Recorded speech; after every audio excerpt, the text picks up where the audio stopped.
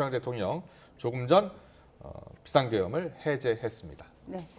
민주당은 윤 대통령에게 내란죄를 적용할 수 있을지 검토하겠다고 밝혔는데요. 국회 연결해 자세히 알아보겠습니다. 홍민기 기자, 현재 국회 상황 전해주시죠. 네, 앞서 새벽 1시쯤 비상계엄 해제 결의안이 국회 본회의를 통과한 뒤 여야 반응이 속속 나오고 있습니다. 우선 국민의힘 한동훈 대표는 가결 직후 기자들과 만나 집권 여당으로서 이런 사태가 발생해 대단히 유감스럽게 생각한다고 밝혔는데요. 이어 윤 대통령이 국민과 국회 뜻을 존중해 헌법에 따라 즉시 계엄령 해제를 선포해달라고 촉구했습니다.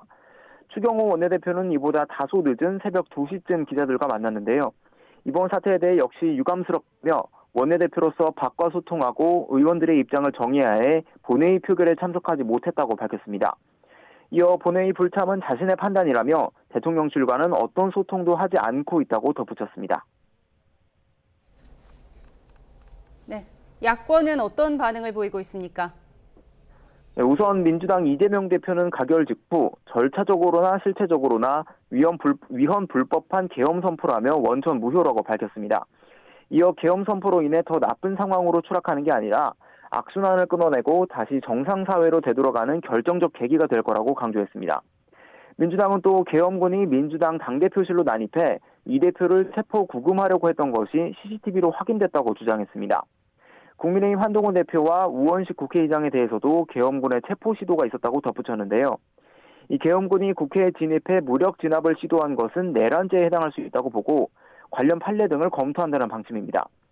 혁신당 조국 대표는 이번 사태가 정리되고 난 뒤에 최소 김용현 국방부 장관은 탄핵돼야 한다고 강조했습니다.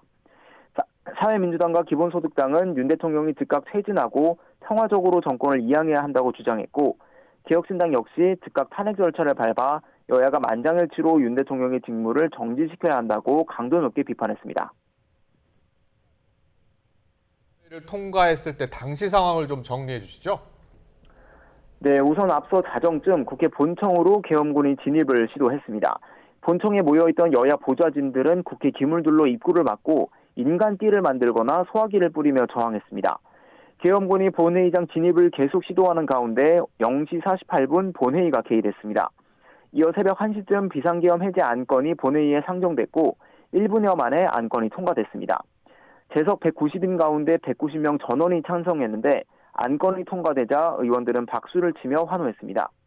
민주당 의원 150여 명이 참석한 가운데 여당 의원들은 18명이 참석한 것으로 파악됐습니다. 윤 대통령이 비상계엄을 선포한 지 2시간 30분여 만인데요.